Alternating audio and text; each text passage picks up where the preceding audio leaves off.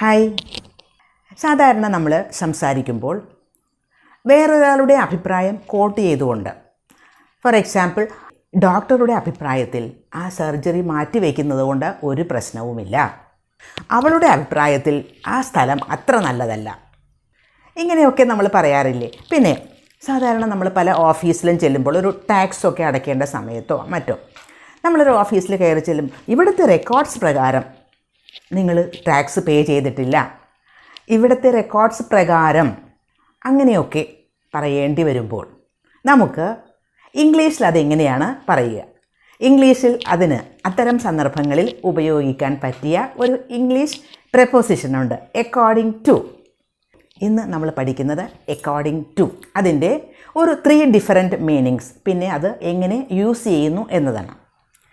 ഇത് ഒരു requested topic ആണ്, ശ്രദ്ധിക്കുക.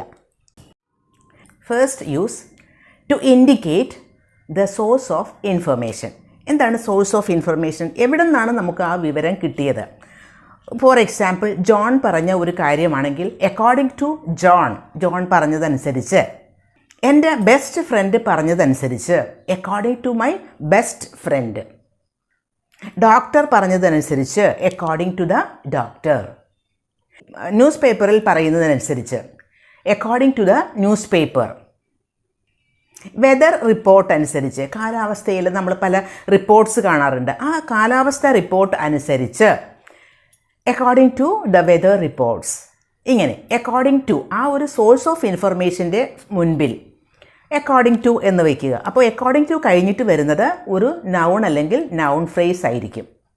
അക്കോർഡിംഗ് ടു ഒരു പ്രെപ്പോസിഷൻ ആണ് എന്ന് പറഞ്ഞല്ലോ, അപ്പോൾ അക്കോർഡിംഗ് ടു കഴിഞ്ഞിട്ട് വരുന്നത് നൗൺ അല്ലെങ്കിൽ ഒരു നൗൺ ഫ്രേസ് ആകും. According to the weather reports, according to John. For example, according to James, this is a good restaurant. ജോണിൻ്റെ അഭിപ്രായം അനുസരിച്ച് ഇത് ഒരു നല്ല റെസ്റ്റോറൻറ്റ് ആണ്. അവിടെ ജോൺ പറഞ്ഞ അറിവാണ് നമുക്കുള്ളത്, നമുക്കറിയില്ല ആ റെസ്റ്റോറൻറ്റിനെ പറ്റി നല്ലതാണോ ചീത്തയാണോ എന്നത്. ജോണിൻ്റെ അഭിപ്രായം അനുസരിച്ച് ഈ റെസ്റ്റോറൻറ്റ് നല്ലതാണ്. ഇപ്പോൾ വേറെ ഒരാൾക്ക് അത് നല്ല റെസ്റ്റോറൻ്റായിട്ട് തോന്നണം എന്നില്ല, പല ആളുകൾക്കും അഭിപ്രായങ്ങൾ പലതായിരിക്കും. അതുകൊണ്ട് തന്നെ ജോണിൻ്റെ അഭിപ്രായം അനുസരിച്ച് ഒരാളോട് നമ്മൾ പറയുമ്പോൾ ജോണിൻ്റെ അഭിപ്രായം അനുസരിച്ച് ഈ റെസ്റ്റോറൻറ്റ് നല്ലതാണ് എന്ന് പറയും. അപ്പോൾ അക്കോർഡിംഗ് ടു ജോൺ. വേറൊരു എക്സാമ്പിൾ, ഡോക്ടർ നമ്മളോട് പറയുന്നു ആ സർജറി നീട്ടിവെക്കുന്നതിൽ ഒരു പ്രശ്നവുമില്ല എന്ന് ഡോക്ടർ നമ്മളോട് പറയുന്നു.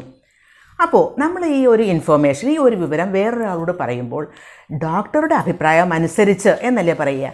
അപ്പോൾ according to the doctor the surgery can be postponed. According to the doctor, doctor പറഞ്ഞാൽ ഡോക്ടറുടെ അഭിപ്രായമാണത്. പോസ്റ്റ്പോൺ ചെയ്യുക മീൻസ് നീട്ടിവെക്കുക. വേറൊരു example, according to our records you haven't paid the tax.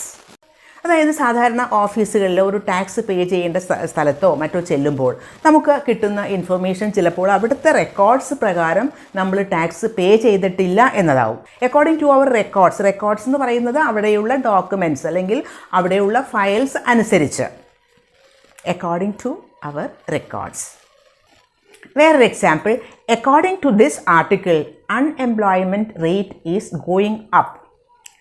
Unemployment rate, അതായത് ജോലി ഇല്ലായ്മ, തൊഴിലില്ലായ്മ, അത് ഉയർന്നുകൊണ്ടിരിക്കുകയാണ്. അക്കോർഡിംഗ് ടു ദ ആർട്ടിക്കിൾ, അതായത് നമ്മൾ എവിടെ ഒരു ആർട്ടിക്കിൾ വായിച്ചു ആ ആർട്ടിക്കിൾ അനുസരിച്ച് നമ്മുടെ അൺഎംപ്ലോയ്മെൻറ്റ് റേറ്റ്, നമ്മുടെ തൊഴിലില്ലായ്മയുടെ റേറ്റ് കൂടിക്കൊണ്ടിരിക്കുകയാണ്. ഇവിടെ നമ്മൾ പറയുന്നത് അക്കോർഡിംഗ് ടു ദ ആർട്ടിക്കിൾ, ആർട്ടിക്കിളിൽ പറഞ്ഞിരിക്കുന്നത് ആർട്ടിക്കിൾ അനുസരിച്ച് എന്നാണ് അവിടെ. അപ്പോൾ അവിടെ അക്കോർഡിംഗ് ടു ഉപയോഗിക്കുന്നത് ആ ഒരു സോഴ്സ് ഓഫ് ഇൻഫർമേഷൻ പറയുന്നതിനാണ്. അതാണ് ഫസ്റ്റ് യൂസ്. ജോണിൻ്റെ അഭിപ്രായം അനുസരിച്ച് അക്കോർഡിംഗ് ടു ജോൺ, ഡോക്ടറുടെ അഭിപ്രായം അനുസരിച്ച് അക്കോർഡിംഗ് ടു ദ ഡോക്ടർ. ഇങ്ങനെയൊക്കെ നമ്മൾ പറയും. മറ്റുള്ളവരുടെ അഭിപ്രായങ്ങൾ പറയുന്നതിന് ഇതുപോലെ കോട്ട് ചെയ്തുകൊണ്ട് നമുക്ക് സംസാരിക്കാം. പക്ഷേ നമ്മുടെ സ്വന്തം അഭിപ്രായം പറയുമ്പോൾ അക്കോർഡിംഗ് ടു മീ എന്ന് സാധാരണ പറയാറില്ല. അതിന് നമുക്ക് വേറെയും ഒരുപാട് എക്സ്പ്രഷൻസ് ഉണ്ടല്ലോ. In my opinion, as far as I am concerned, I think, from my point of view, ഇതൊക്കെ നമുക്ക് പറയാം. മറ്റുള്ളവരുടെ അഭിപ്രായം പറയുന്നതിനാണ് അക്കോർഡിംഗ് ടു ഉപയോഗിക്കുന്നത്. ഇനി second use, in agreement with, അതുപ്രകാരം എന്ന് പറയില്ലേ, ആ ഒരു മീനിങ്ങിൽ ബേസ് ചെയ്തിട്ടുള്ളതാണ്. അതുപ്രകാരം തന്നെ, in agreement with. Example, we did everything according to the rules. ഞങ്ങൾ ചെയ്തതെല്ലാം റൂൾസ് അനുസരിച്ച് തന്നെയാണ്, റൂൾസിനെ എഗ്രി ചെയ്തുകൊണ്ട്, അതായത് റൂൾസിൽ പറഞ്ഞിരിക്കുന്ന അതുപ്രകാരം തന്നെയാണ്. അക്കോർഡിംഗ് ടു ദ റൂൾസ്, അവിടെയും അക്കോർഡിംഗ് ടു കഴിഞ്ഞിട്ട് നമ്മൾ നൗൺ ഫ്രേസ് തന്നെയാണ് ഉപയോഗിച്ചിരിക്കുന്നത്, the rules. I made the cupboard according to the instructions. സാധാരണ നമ്മൾ ഓൺലൈനായിട്ടൊക്കെ പല സാധനങ്ങൾ ഓർഡർ ചെയ്യുമ്പോൾ ചിലപ്പോൾ അത് ഫേർണിച്ചർ ആയിരിക്കാം, അത് കൊണ്ടുവന്ന് അസംബിൾ ചെയ്യേണ്ടി വരും. അതിൻ്റെ പാർട്സൊക്കെ അസംബിൾ ചെയ്യാൻ അതിൽ തന്നെ ഒരു കിറ്റൊക്കെ വെച്ചിട്ടുണ്ടാവും, ഇൻസ്ട്രക്ഷൻസൊക്കെ എഴുതിയത്. അപ്പോൾ അതനുസരിച്ച് തന്നെയാണ്, ആ ഇൻസ്ട്രക്ഷൻസ് അത് തന്നെ ഫോളോ ചെയ്തിട്ടാണ് ഞാൻ ഇതൊക്കെ ഈ കബേർഡ് ഉണ്ടാക്കിയത്, അല്ലെങ്കിൽ അത് അസംബിൾ ചെയ്ത് അത് കബേർഡിൻ്റെ രൂപത്തിലാക്കി മാറ്റിയത് എന്നർത്ഥം. I made the cupboard according to the instructions. According to the instructions അനുസരിച്ച് തന്നെയാണ്, അതേപോലെ തന്നെ അതുപ്രകാരം തന്നെയാണ്. She is making the chicken curry according to the recipe. സാധാരണ നമ്മൾ റെസിപ്പിയൊക്കെ കാണുമ്പോൾ വളരെ കൃത്യമായിട്ട്, ഓക്കെ 1 സ്പൂൺ ചില്ലി പൗഡർ, അതല്ലെങ്കിൽ ദാറ്റ് ഇസ് 1 സ്പൂൺ വിനിഗർ എന്നൊക്കെ പറഞ്ഞ് കാണുന്നു. അത് കൃത്യമായിട്ട് തന്നെ ഫോളോ ചെയ്തിട്ട്, എന്നിട്ടും ചിക്കൻ കറി മോശമായി പോകും ചിലപ്പോൾ. She is making the chicken curry according to the recipe. ആ റെസിപ്പി അനുസരിച്ച് തന്നെ, അത് ഫോളോ ചെയ്തുകൊണ്ട് തന്നെ ആണ് ഉണ്ടാക്കുന്നത് എന്നാണ്. ഇനി വേറൊരു യൂസ്, ബേസ്ഡ് ഓൺ സംതിങ് അല്ലെങ്കിൽ ഡിപ്പെൻഡിങ് ഓൺ സംതിങ്. അതായത് ഒരു കാര്യത്തിൻ്റെ അടിസ്ഥാനത്തിൽ എന്ന് പറയില്ലേ, ഇപ്പോൾ എന്തെങ്കിലും ഒരു ക്രൈറ്റീരിയൻ ഉണ്ടാവും, ഒരു മാനദണ്ഡം ഉണ്ടാവും നമ്മളൊരു കാര്യം ചെയ്യുമ്പോൾ. For example, the teacher grouped the students according to their level of English. Teacher കുട്ടികളെ ഗ്രൂപ്പ് ചെയ്തു, കുട്ടികളെ തിരിച്ചു സെപ്പറേറ്റ് ചെയ്തു. അത് എന്തിൻ്റെ അടിസ്ഥാനത്തിൽ? According to their level of English. ഓരോ കുട്ടികൾക്കും ഓരോ ഡിഫറൻറ്റ്, ചില കുട്ടികൾ അഡ്വാൻസ്ഡ് ലെവലിലുള്ള കുട്ടികളായിരിക്കാം, ചില കുട്ടികൾ വളരെ ഇൻ്റർമീഡിയറ്റ് ലെവലിലുള്ള കുട്ടികളായിരിക്കാം. അപ്പോൾ കുട്ടികളെ ഒന്ന് തിരിച്ചു സെപ്പറേറ്റ് ചെയ്തു. എന്തിൻ്റെ അടിസ്ഥാനത്തിലാണ് സെപ്പറേറ്റ് ചെയ്തത്?